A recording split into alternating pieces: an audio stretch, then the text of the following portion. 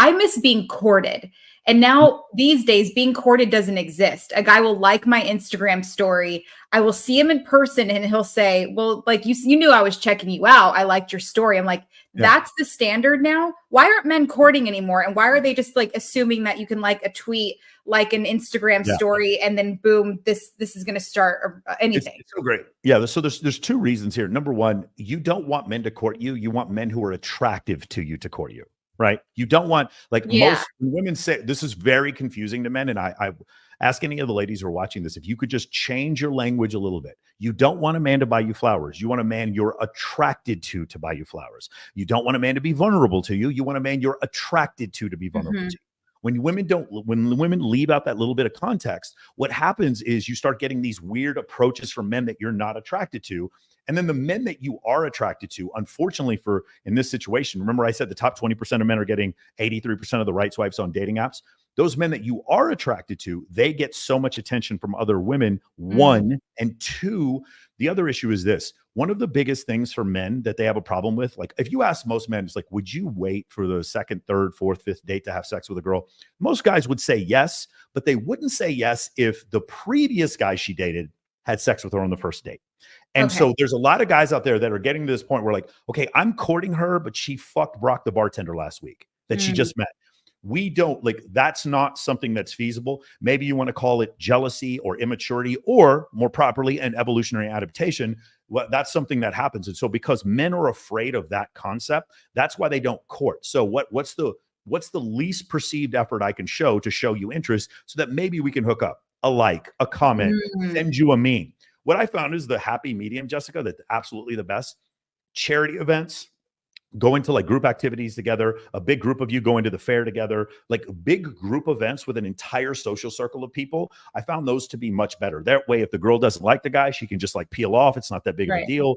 And if it doesn't work out, we're still having fun because we're at the fair, we're at an animal rescue charity, something like that. I found that like the first date concept is a little bit difficult because like you said, men are afraid of being taken advantage of. That's because, and it's not your fault, Jessica, because I don't think you're taking advantage of anyone, but some women out there are. There's several women who report going on dating websites and say they're not there to date. They're there because they want attention. And so when you do that and you receive that over and over again, as a man, you get to the point where you get a little bit jaded and it becomes very difficult to court. My girlfriend, it was a unique situation. We met I was hosting a bikini pageant in Mexico. She was one of the finalists. And then I just I was just very direct. I was like, hey, listen, we're going to see each other or not. It's what's up to you. But I've made up my mind. You're the girl I like. And so we ended up doing that, and I ended up flying her out to Vegas, and then she ended up moving out here with me. But that was a situation where if I had given her that attention and she had not responded by giving me attention in kind, I would have just dropped off. I wouldn't have continued to try to go after her.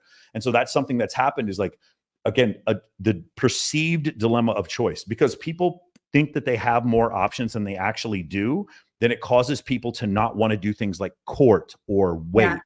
Or be patient in these type of situations. And as soon as they see something better, oh man, these artificial intelligent AI enhanced images of women now, they're making things even worse. They're making things even worse. You have AI influencers on OnlyFans making hundreds of thousands of dollars a month. It makes things only worse, right? Men paying women for non-contextualized images of their of sexuality on OnlyFans. It just what it does is just digs the hole deeper for these men. They have no ability to communicate with the opposite sex. They're becoming they end up with these weird erectile dysfunctions. All this kind of stuff happens. And so that's the situation that we're in now, right? So that's part of the thing. And the other thing, Jessica, I'll say this.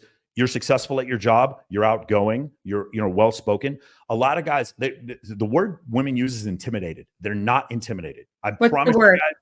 The intimidate is that they have a preference. And a lot of times what will happen is a guy will be like, I want to come home and I want to feel, like I'm in some control. I want to feel a certain level of peace. And what women hear when they hear that is like, no, you're just intimidated because I have a career. No, I've never been intimidated. I have never heard of a guy intimidated. That's the wrong word. The word is preference. I don't like pickles.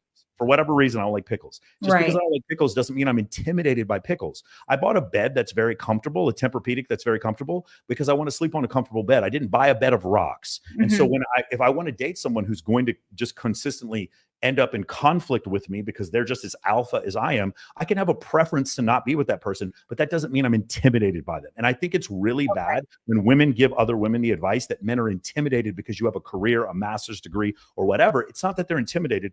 It's that they have a preference preference for peace. And long-term relationships happen when both of the partners can communicate with each other and then have a certain level of peace. It can't be a situation where they're constantly trying to one up each other. And so that's why some men, I'm not always, but that's why some men choose that type of lifestyle.